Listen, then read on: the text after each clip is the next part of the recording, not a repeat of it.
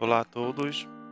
Hoje, para o nosso estudo de caso da disciplina de sistemas operacionais, iremos ver um pouco sobre o gerenciamento de entrada e saída de dispositivos, tá? Dentro dos sistemas operacionais. Meu nome é Érico José e hoje a gente vai falar um pouco sobre o gerenciamento de entrada e de saída dos sistemas operacionais estudados, tá? No nosso caso aqui, iremos verificar a respeito do Windows 10.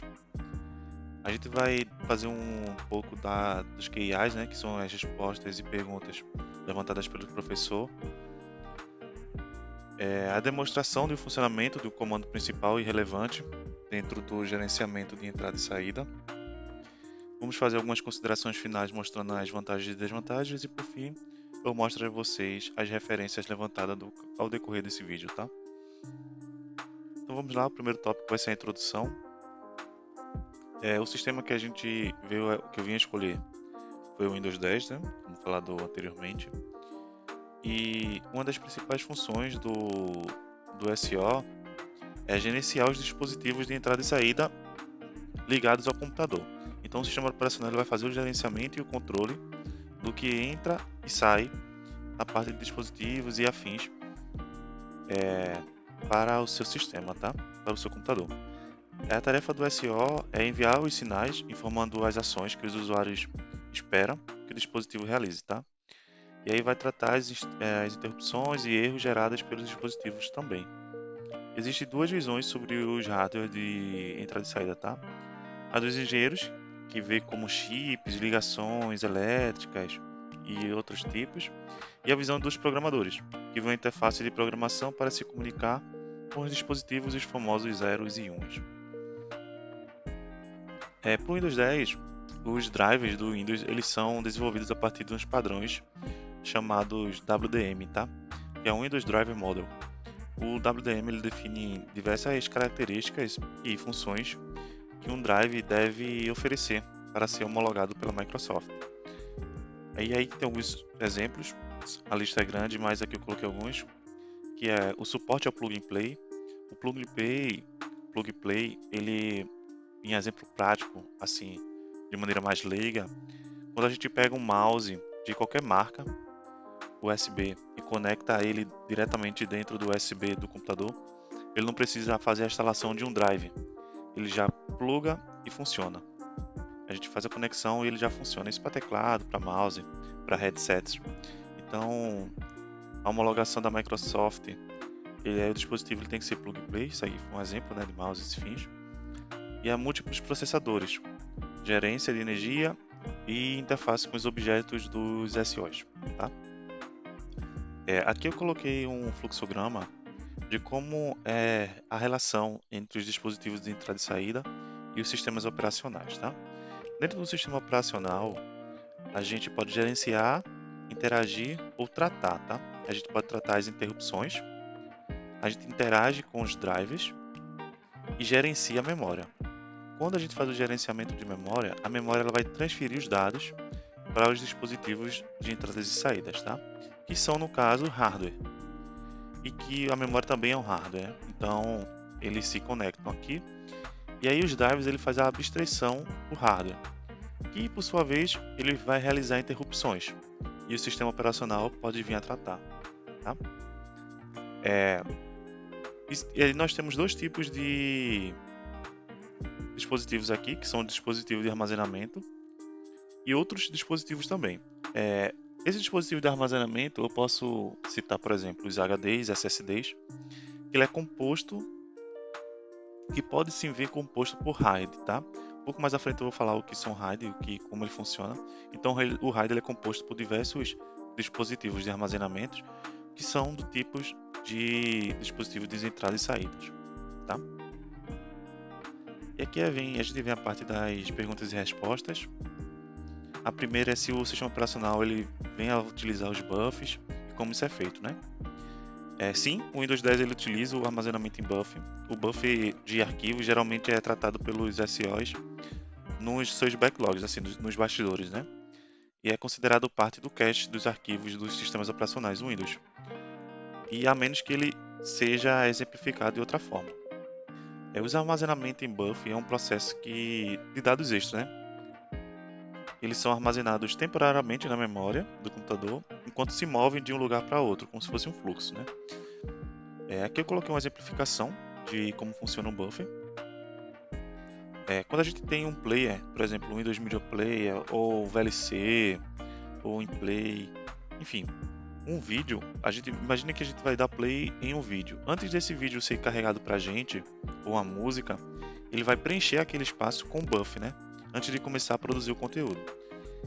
Ou seja, é a diferença entre o momento que o usuário abre uma conexão com o servidor de mídia, de transmissão, e o momento que o conteúdo começa a ser reproduzido. Nesse meio tempo, ocorre o buffer. Quais são os algoritmos de escalonamento de braço de disco que são utilizados dentro do Windows 10?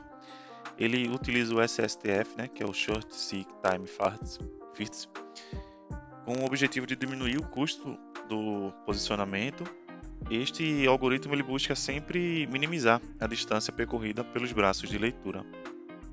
E como ele funciona, né? É a partir de posições requisitadas. O algoritmo ele trata o acesso seguinte como sendo aqueles localizados mais próximo à posição atual da cabeça da leitura, do seu braço, no caso. Se o sistema permite o uso de RAID, né? E quais são os níveis que ele utiliza?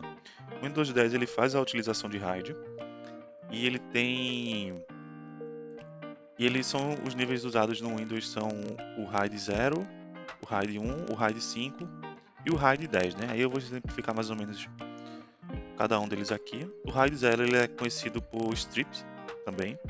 Ele combina 2 ou mais discos para aumentar o desempenho e a leitura de escrita, né? E aí esses discos, ele tem que ter tem alguns requisitos para ocorrer o RAID, tá? Por exemplo, o mesmo tamanho e mesma transmissão. E aí eu vou fazer uma exemplificação depois, mas mais a fundo desse caso, tá? O RAID 1 ele também é conhecido como margem de dados.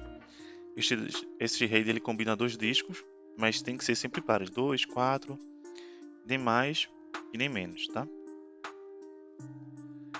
O RAID 5 é um pouco, para explicar o RAID 5 ele é bem mais complexo, tem que ter um estudo mais aprofundado, mas ele basicamente fornece tanto a redundância quanto o desempenho, né?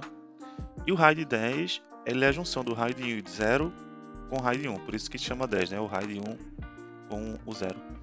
Ele fornece tanto desempenho quanto redundância e ele é mais utilizado para empresas. Quando a gente vê grandes servidores, grandes HDs, SSDs, e aí vai fazer o RAID, eles normalmente para desempenho e aprimoramento do disco, eles utilizam o RAID 10. E o número mínimo de discos necessários são 4, tá? Para essa ocasião aqui. Eu vou fazer agora uma demonstração de um funcionamento para como funciona a parte de RAID, tá? Eu vou fazer um exemplo aqui em uma máquina que eu tenho e a gente vai fazer junto 2 HDs se conversarem entre si. E aí a gente vai fazer o RAID 0, tá bom? Eu vou dar uma pausa aqui, já volto com o vídeo pra gente fazer na prática, tá bom? Certo, estamos aqui com a tela do computador ligada, tá? A primeira coisa que você vai ter que fazer é entrar na BIOS do computador e procurar a opção na BIOS, na placa-mãe, onde você vai estar habilitando o RAID, né? E aí, nesse caso aqui, nessa opção do periféricos integrados, tá? Você vai entrar nela e aqui vai ter as opções chamada SATA 2 RAID Function, tá? Aí tá disable, a gente vai colocar enable. E aí a gente vai estar habilitando essa função dentro dela. Isso lembrando que os HDs têm que estar já conectados lá na placa-mãe, tá bom? Os dois. Agora a gente vai descer aqui em SATA 1 primário. Essa placa-mãe aqui, ela é bem antiga, tá? Ela é do final de 2007, mais ou menos. Mas ela já tem a função de fazer RAID, tá? Ela é IDE SATA, então tem que saber que a placa-mãe tem que estar apta a isso, tá? Então eu vou estar habilitando aqui o RAID 1 e 2, tá? Para esses 2 HDs. Aí a gente vai dar um F10. Eu vou estar salvando aqui. Isso é para minha placa-mãe, tá? A maioria das placas-mães vai estar também F10. E aí vai vir aqui pro menu, ó. E aí você vai pressionando F10 quando aparecer a opção. Aí, F10. Aí a gente vai entrar. Aí a gente vai estar entrando aqui, ó. Nesse Hide Mode, aqui em cima, ó. A gente vai escolher a opção Strip, tá? Que é a opção do Hide 1. Perdão, Hide 0. E aí a gente vai ter várias opções aqui. O Stripe Mirror, o Splint.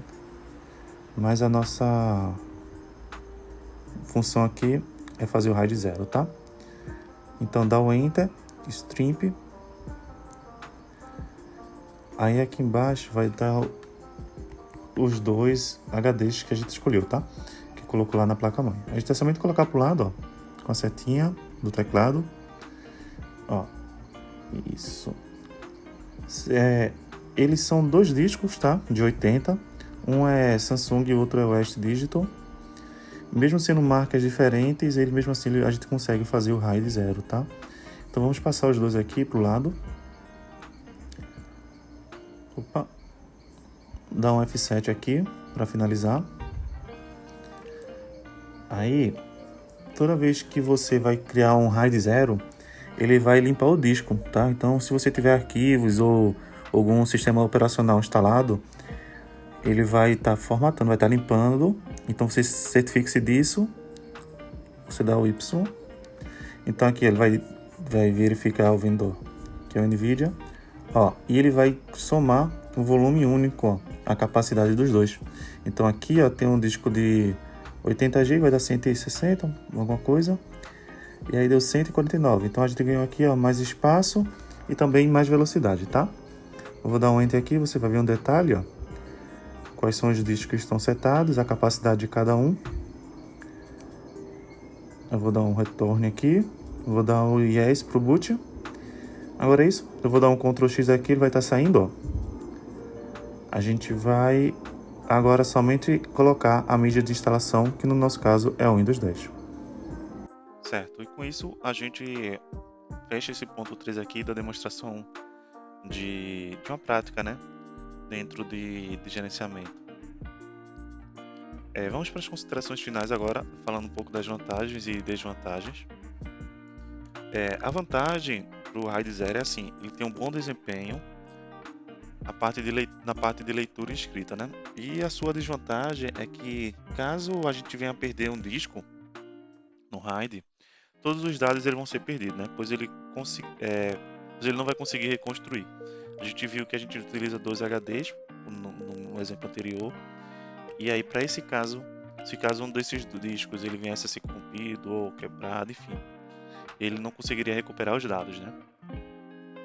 A vantagem é que do Windows 10 é que na otimização do tempo e de posicionamento com SSTF, e a desvantagem é que em um caso grande de quantidade de requisições, com o disco totalmente carregado, as posições periféricas ao disco poderão sofrer um serviço de menor qualidade. Então, quanto mais arquivos, ele vai ter mais restrições na parte de leitura. Outra vantagem que a gente tem é o menor travamento durante a execução do buffer. E a desvantagem é que reserva um espaço de armazenamento ou de lixo para ele, tá? Então é isso.